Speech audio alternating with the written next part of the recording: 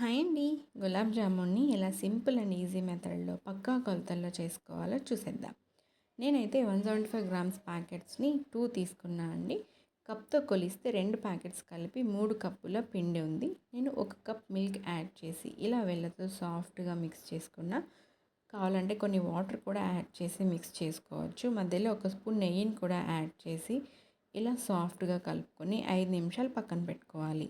ఈలోపు sugar syrup కోసం నేను 4 కప్పుల చక్కెరని 4 కప్పుల నీళ్ళని తీసుకొని స్టవ్ మీద పెట్టి మీడియం ఫ్లేమ్లో కరగబెట్టుకోవాలి. తర్వాత లో ఫ్లేమ్లో ఉంచాలి.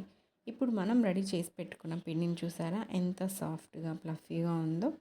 తర్వాత ఈ పిండిని చిన్న చిన్న ఉండలుగా చేయాలి. బాల్స్ ఈక్వల్ సైజులో కావాలంటే ఇలా ఒక స్పూన్తో ట్రై చేయండి, చూడడానికి చాలా బాగుంటుంది.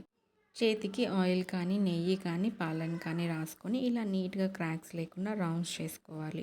ఇప్పుడు షుగర్ సిరప్లో 2 చుక్కల నిమ్మరసం 1 స్పూన్ యాలకుల పొడి వేయాలి.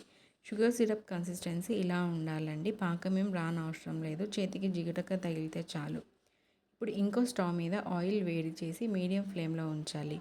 మనం రెడీ చేసి పెట్టుకున్న బాల్స్ని ఫస్ట్ ఒకటి వేసి చూడాలి. ప్యాన్కి అంటుకోకుండా ఫ్రీగా మూవ్ అయితే మిగతా వాటిని కూడా వేసి ఫ్రై చేసుకోవాలి.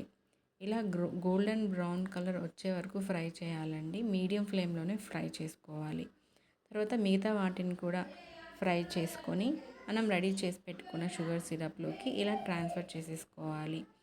ఇలా ట్రాన్స్ఫర్ చేశాక ఒక హాఫ్ అన్ అవర్ నుంచి 1 అవర్ వరకు వదిలేయాలి.